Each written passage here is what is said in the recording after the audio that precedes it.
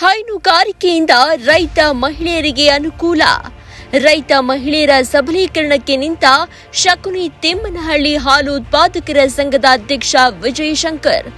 ತಾಲೂಕಿನ ಕ್ಯಾಮೇನಹಳ್ಳಿ ಗ್ರಾಮ ಪಂಚಾಯಿತಿ ವ್ಯಾಪ್ತಿಯ ಶಕುನಿ ತಿಮ್ಮನಹಳ್ಳಿ ಗ್ರಾಮದ ಹಾಲು ಉತ್ಪಾದಕ ಸಹಕಾರ ಸಂಘದ ವತಿಯಿಂದ ವಾರ್ಷಿಕ ಸಭೆಯನ್ನು ಉದ್ಘಾಟಿಸಿ ಮಾತನಾಡಿದ ತುಮಲ್ ನಿರ್ದೇಶಕ ಸಿದ್ದಗಂಗಯ್ಯ ಅವರು, ಹಸುವೇ ಸತ್ಯ, ಹಾಲು ನಿತ್ಯ. ಹಸುಗಳಿಗೂ ಹಾಗೂ ಮಾನವನ ಸಂಬಂಧ ಅವಿನಾಭಾವ ಸಂಬಂಧ. ರೈತ ಮಹಿಳೆಯರು ಹಸುವಿನ ಹಾಲಿನಿಂದ ಬಂದ ಹಣವನ್ನ ಕುಟುಂಬದ ನಿರ್ವಹಣೆಗೆ ಬಳಸುತ್ತಾರೆ. ಬೆಂಗಳೂರಿನಂತಹ ಮಹಾನಗರಗಳಿಗೆ ಕೆಲಸಕ್ಕೆ ಹೋಗ್ತಾ ಇದ್ದ ಯುವಕರು ಈಗಾಗಲೇ ದೊಡ್ಡ ದೊಡ್ಡ ಹೈನುಗಾರಿಕೆಯಲ್ಲಿ ಹಸುಗಳನ್ನ ಸಾಕುತ್ತಾ ತಮ್ಮ ಜೀವನವನ್ನ ಸಾರ್ಥಕತೆಯತ್ತ ತೊಡಗಿಸಿಕೊಂಡಿದ್ದಾರೆ. ಇಂದು ನಮ್ಮ ಹಳ್ಳಿಯಲ್ಲಿ ಸಿಗುವಂತಹ ಹಾಲು ಬೇರೆ ಬೇರೆ ರಾಜ್ಯಗಳಿಗೆ ತಲುಪ್ತಾ ಇದೆ. ಈ ಹಿಂದೆ ಹಾಲಿನ ದರವನ್ನ ಬಟವಾಡಿ ರೂಪದಲ್ಲಿ ನೀಡ್ತಾ ಇದ್ವು. ಆದ್ರೆ ಈಗ ಸಂಬಳದ ರೂಪದಲ್ಲಿ ಸರ್ಕಾರಿ ಅಧಿಕಾರಿಗಳಿಗೆ ಬರುವ ರೀತಿ ತಮ್ಮ ಅಕೌಂಟ್ಗೆ ಬರ್ತಾ ಇದೆ. ನಿಮ್ಮ ಗ್ರಾಮದಲ್ಲಿ 38 ವರ್ಷ ಕಳೆದ್ರೂ ಇನ್ನೂ ಹಾಲಿನ ಡೈರಿ ಆಗಿಲ್ಲ. ನೋವಿನ ಸಂಗತಿ, ಮುಂದಿನ ದಿನಗಳಲ್ಲಾದ್ರೂ ಸೈಟ್ ತೆಗೆದುಕೊಂಡು ಕಟ್ಟಡ ನಿರ್ಮಾಣಕ್ಕೆ ಮುಂದಾದರೆ ಸಂಘ ಸಂಸ್ಥೆ ಹಾಗೂ ಕೆಎಂಎಫ್ ಇಂದ ಸಹಕಾರ ನೀಡುವ ಭರವಸೆ ನೀಡಿದ ತುಮಲ್ ನಿರ್ದೇಶಕ ಸಿದ್ದಗಂಗಯ್ಯ. ಶಕುನಿ ತಿಮ್ಮನಹಳ್ಳಿ ಹಾಲು ಉತ್ಪಾದಕರ ಸಂಘದ ಅಧ್ಯಕ್ಷ ವಿಜಯಶಂಕರ್ ಮಾತನಾಡಿ, ನಮ್ಮ ಗ್ರಾಮೀಣ ಭಾಗದ ಮಟ್ಟದಲ್ಲಿ ಒಂದು ಡೈರಿ ಕಟ್ಟಡ ನಿರ್ಮಿಸಲು ಜಾಗದ ಸಮಸ್ಯೆ ಇದೆ. ನಿಮ್ಮೆಲ್ಲರ ಸಹಕಾರದಿಂದ ಮುಂದಿನ ದಿನಗಳಲ್ಲಿ ಜಾಗದ ವ್ಯವಸ್ಥೆಯನ್ನ ಮಾಡಿ ಆದಷ್ಟು ಬೇಗ ಡೈರಿ ನಿರ್ಮಾಣ ಮಾಡೋಣ ಅಂತ ಹೇಳಿದ್ದಾರೆ. ಇನ್ನು ಹೈನುಗಾರಿಕೆಯಲ್ಲಿ ತೊಡಗಿಸಿಕೊಂಡಿರುವ ಮಹಿಳೆಯಾಗ್ಲಿ ಪುರುಷರಾಗ್ಲಿ ಮರಣ ಹೊಂದಿದಾಗ ಪರಿಹಾರ ನೀಡ್ತಾ ಇರುವುದು ಒಳ್ಳೆಯ ವಿಚಾರ. ಆದ್ರೆ 75 ವರ್ಷ ಮೇಲ್ಪಟ್ಟ ವ್ಯಕ್ತಿಗಳ ಸಾವನ್ನಪ್ಪಿದ್ರೆ ಅಂತವರಿಗೆ ಪರಿಹಾರ ಸಿಗ್ತಾ ಇಲ್ಲ. ಅವರಿಗೂ ಸಹ ಪರಿಹಾರ ನೀಡಿ ಸರ್ಕಾರದಿಂದ ನೀಡುತ್ತಿದ್ದ ಅಮೃತ ಯೋಜನೆ ಮುಂದುವರಿಬೇಕು. ಸಿದ್ದರಬೆಟ್ಟದ ಶ್ರೀ ವೀರಭದ್ರ ಶಿವಾಚಾರ್ಯ ಸ್ವಾಮೀಜಿ ಅವರಿಂದ ರೈತ ವರ್ಗಕ್ಕೆ ಅನುಕೂಲವಾಗುವಂತೆ ಹಸುಗಳನ್ನ ಕೊಡಿಸಿ ಅದರ ಹಾಲಿನಿಂದ ಬರುವ ಹಣದಲ್ಲಿ ಹಸುಗಳ ಕಾಲ ತೀರಿಸುವ ಅವಕಾಶ ಶ್ರೀಗಳು ಒದಗಿಸಿಕೊಟ್ಟಿದ್ದಾರೆ. ಅದರ ಸದುಪಯೋಗ ಪಡೆದುಕೊಳ್ಳಿ ಅಂತ ಹೇಳಿದ್ದಾರೆ. ಇದೇ ಸಂದರ್ಭದಲ್ಲಿ ತಾಲೂಕು ಮುಖ್ಯಸ್ಥರು, ತುಮಕೂರು ಒಕ್ಕೂಟ, ಶ್ರೀಮತಿ ಟಿಆರ್ ಪುಷ್ಪಲತಾ, ವಿಸ್ತರಣಾಧಿಕಾರಿ ಮಹಾಲಕ್ಷ್ಮಿ, ಮುಖ್ಯ ನಿರ್ವಾಹಕ ರಂಗನಾಥ್ ಸೇರಿದಂತೆ ಶಕುನಿ ತಿಮ್ಮನಹಳ್ಳಿಯ ಹಾಲು ಉತ್ಪಾದಕರ ಸಂಘದ ಅಧ್ಯಕ್ಷರು, ಉಪಾಧ್ಯಕ್ಷರು ಹಾಗೂ ಸರ್ವ ಸದಸ್ಯರು ಹಾಜರಿದ್ದರು. 29,476 ರೂಪಾಯಿ 23 ಪೈಸೆ ಹಾಲನ್ನು ಖರೀದಿ ಮಾಡಿದ್ವಿ. 37,38,255 ರೂಪಾಯಿ 30 ಪೈಸೆಷ್ಟು ಹಾಲನ್ನು ಮಾರಾಟ ಮಾಡಿದ್ವಿ ಒಕ್ಕೂಟಕ್ಕೆ. ಸ್ಥಳೀಯ ಹಾಲು ಮಾರಾಟ ಮಾಡಿರೋದು 93,045 ರೂಪಾಯಿ 52 ಪೈಸೆ ಸ್ಥಳೀಯ ಹಾಲು ಮಾರಾಟ ಮಾಡಿದ್ವಿ. ಖರೀದಿ ಮತ್ತು ಮಾರಾಟದಿಂದ ಬಂದಿರತಕ್ಕಂಥ ವ್ಯಾಪಾರ ಲಾಭ 2,91,304 ರೂಪಾಯಿ 74 ಪೈಸೆ. ಹಾಗೂ ಈ ವರ್ಷದಲ್ಲಾಗಿರ್ತಕ್ಕಂಥ ಆಡಳಿತ ವೆಚ್ಚಗಳು 2,14,588 ರೂಪಾಯಿ 93 ಪೈಸೆ ಖರ್ಚಾಗಿರ್ತಕ್ಕಂಥದ್ದು. ಖರ್ಚು ಕಳೆದು ಉಳಿದಿರ್ತಕ್ಕಂಥ 24-25 ಸಾಲ ನಿವ್ವಳ ಲಾಭ 70,328 ರೂಪಾಯಿ 23 ಪೈಸೆ. ಆಗಿರ್ತಕ್ಕಂಥ ಆಡಳಿತ ವೆಚ್ಚಗಳು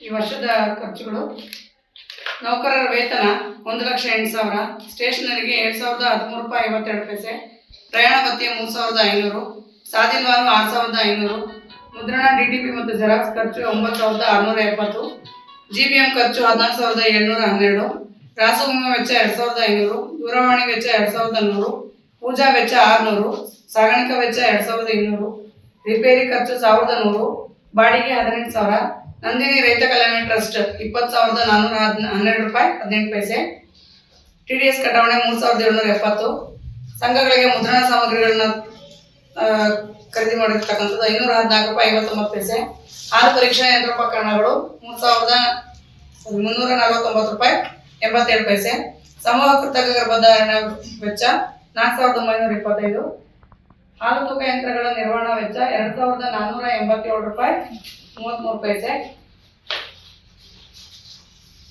595 ರೂಪಾಯಿ. ಇತರೆ ಖರ್ಚು 7,000. ಒಟ್ಟು 2,14,588 ರೂಪಾಯಿ 93 ಪೈಸೆ ಈ ವರ್ಷದಲ್ಲಾಗಿರ್ತಕ್ಕಂಥ ವಾರ್ಷಿಕ ಖರ್ಚು.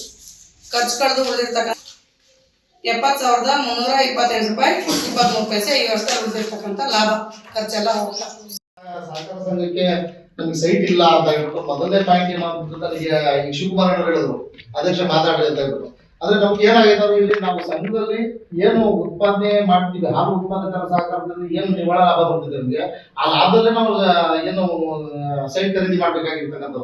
ಈಗ ಯಾರು ನಮ್ಗೆ ಸಂಘಕ್ಕೆ ಅಂತ ಹೇಳ್ಬಿಟ್ಟು ಯಾರು ದಾನ ಕೊಡುವಂತರಿಲ್ಲ, ಮೊದಲನೇ ಪಾಯಿಂಟ್.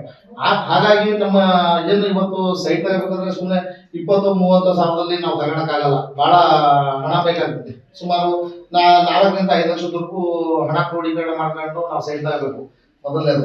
ಹಾಗಾಗಿ ಸೈಟ್ ಮುಂದಿನ ದಿನದಲ್ಲಿ ನೀವೆಲ್ಲ ಜೊತೆ ಇಟ್ಕೊಂಡು ಏನು ನಮ್ಮ ಸಂಘದವರು ಸದಸ್ಯರುಗಳಿರ್ಬೋದು, ಮತ್ತೆ ಗ್ರಾಮಸ್ಥರಾಗಿರ್ಬೋದು, ಮತ್ತೆ ಏನು ಸಂಘದಲ್ಲಿ ಹಾಲಾಗಿರ್ತಕ್ಕಂಥ ಸಾರ್ವಜನಿಕರಿರ್ಬೋದು, ಮತ್ತೆ ಏನು ನಮ್ಮ ನಿರ್ದೇಶಕರಾಗಿರ್ಬೋದು, ಮತ್ತೆ ನಮ್ಮ ತಾಲೂಕು ಡೈರೆಕ್ಟರ್ ಇರ್ಬೋದು, ಅವರೆಲ್ಲಾ ಸಹಕಾರ ಇದೆ. ಖಂಡಿತವಾಗ್ಲೂ ಒಂದು ನಾವು ಸೈಟ್ ಮಾಡೇ ಮಾಡ್ತೀವಿ. ಏನು ನಮ್ಮವರಿಗೆ ನಾವು ಸೈಟ್ ಮಾಡ್ತೀವಿ ಅನ್ನೋ ಭರವಸೆ ನಿಮ್ಗೆ ನೀಡ್ತಾ ಅದ್ರ ಪ್ರಯತ್ನ ನಾನು ಸಹ ಬಹಳಷ್ಟು ಸತಿ ಮಾತಾಡಿದೀವಿ ಅದನ್ನು.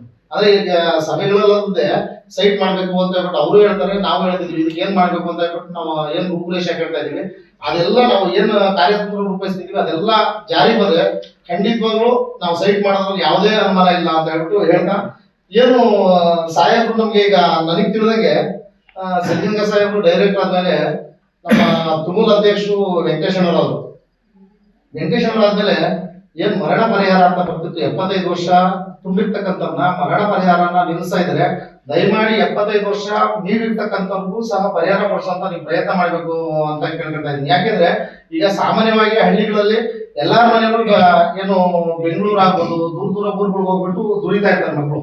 ಈ 75 ವರ್ಷಕ್ಕೂ ಯಾರೋ ಒಬ್ರು ಹಾಳಾಗ್ತಾ ಇರ್ತಾರಂದ್ರೆ ಅವ್ರ ಆಕಸ್ಮಿಕ ಸಾವು ಬಂದಾಗ ಅವ್ರಿಗೆ ನಾವು ಒಂದು 50,000 ಪರಿಹಾರ ಅಂತ ಕೊಡ್ತೀವಿ. ಅದನ್ನ ನಮ್ಮ ಹಾಲಲ್ಲೇ ತಗೊಂಡು ನಮ್ಗೆ ಕೊಡ್ತಕ್ಕಂಥದ್ದು. ಅಂದ್ರೆ 10 ಪೈಸೆ ತಗೊಳ್ತಾ ಇದ್ದಾರೆ, ಅದನ್ನ 50,000 ಅಂತ ಹೇಳ್ಬಿಟ್ಟು ಈಗ ಮೊನ್ನೆ ನಿಮ್ಗೆಲ್ಲರಿಗೂ ತಿಳಿದಂಗೆ ರವೀಣ ಸತ್ತೋಗ್ಬಿಟ್ರು. ಆ ರವೀಣ್ಣವ್ರಿಗೆ ನಿಮ್ಮೆಲ್ಲರೂ ಸಹಕಾರದಿಂದ ಅವ್ರಿಗೆ 50,000 ಪರಿಹಾರ ಕೊಟ್ಟಿದೀವಿ. ಯಾಕಂದ್ರೆ ಅದೇ ನಾವು ಬೇರೆ ಏನು ಪ್ರೈವೇಟ್ ಡೈರಿಗಳಿಗೆ ಹಾಳಾಕಿದ್ರೆ ಯಾವ್ದು 10 ರೂಪಾಯಿ ಸರಲ್ಲ. ಯಾಕಂದ್ರೆ ಅದನ್ನ ನಾವು ಈಗ ಪರಿಹಾರ ಕೊಟ್ಟಿದ್ದು ನಾನು ಕೊಟ್ಟಿದ್ದೀನಿ ಅಥವಾ ಸಂಘ ಕೊಟ್ಟಿದ್ದೆ ಅಂತಲ್ಲ, ನಾವೆಲ್ಲರೂ ಸೇರಿ ನಮ್ಮಂತ ಎಲ್ಲಾ ರೈತರು ಏನು ಹೈನುಗಾರಿಕೆ ಮಾಡ್ತಾ ಇರ್ತಾರೆ ಅವ್ರದ್ದೆಲ್ಲರಿಗೂ 10 ಪೈಸೆ ಆಗ್ಬೋದು, 5 ಪೈಸೆ ಆಗ್ಬೋದು, ಅದು ಸೇರಿನೇ ಅವ್ರಿಗೆ ಪರಿಹಾರ ಕೊಟ್ಟಿರ್ತಕ್ಕಂಥದ್ದು.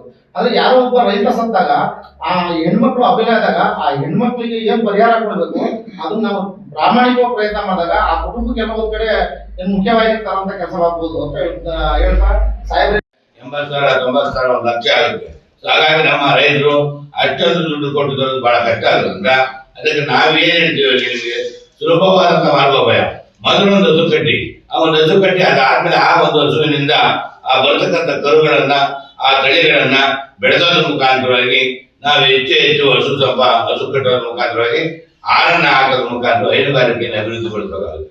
ಇವತ್ತಿನ ದಿನ ಏನು ಬೇರೆ ಕಡೆಗೆ ಕೈಗಾರಿಕೆಗಳಿಗೆ ಕೂಲಿ ನಾಲಿ ಹೋಗ್ತಕ್ಕಂಥ ಜನ ಅಥವಾ ಕೈಗಾರಿಕೆಗಳಿಗೆ ನಗರಗಳಿಗೆ ಹಳ್ಳಿಗಳನ್ನ ಬಿಟ್ಟು ವಲಸೆ ಹೋಗ್ತಕ್ಕಂಥ ಜನ ಇವತ್ತು ಹೆಚ್ಚು ವಿದ್ಯಾವಂತರು ಮತ್ತು ಹಣ ಹುಡ್ತಕ್ಕಂಥವ್ರು ಏನ್ ಮಾಡ್ತಿದ್ದಾರೆ, ಇವತ್ತು ಫಾರ್ಮ್ ಹೌಸ್ ಅಂತ ಮಾಡ್ತಾ ಇದ್ದಾರೆ. ಸೊ ಅವರೆಲ್ಲ ರಾಷ್ಟ್ರೀಕೃತ ಬ್ಯಾಂಕ್ಗಳು ದೊಡ್ಡ ಪ್ರಮಾಣದಲ್ಲಿ ಹಸುಗಳನ್ನು ಕಟ್ಟಿದ್ರೆ, ನಾವು 1-2 ಪ್ರಮಾಣದಲ್ಲಿ ಕಟ್ಟಿದ್ರೆ ಲೋನ್ ಕೊಡಲ್ಲ.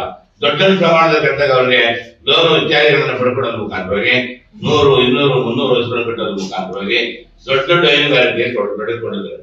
ನಾವೇ ರೈತರೇನಿದ್ದೀವಿ, ನಾವೇ ಒಂದು ಕೈಗಾರಿಕೋದ್ಯಮ ರೀತಿಯಲ್ಲಿ ನಾವು ಇವತ್ತು ಕೆಲಸವನ್ನು ಪ್ರಾರಂಭ ಆಗಿದೆ. ಸೊ ಹಾಗಾಗಿ ಮನಸ್ಸಿದ್ದರೆ ಮಾರ್ಗ.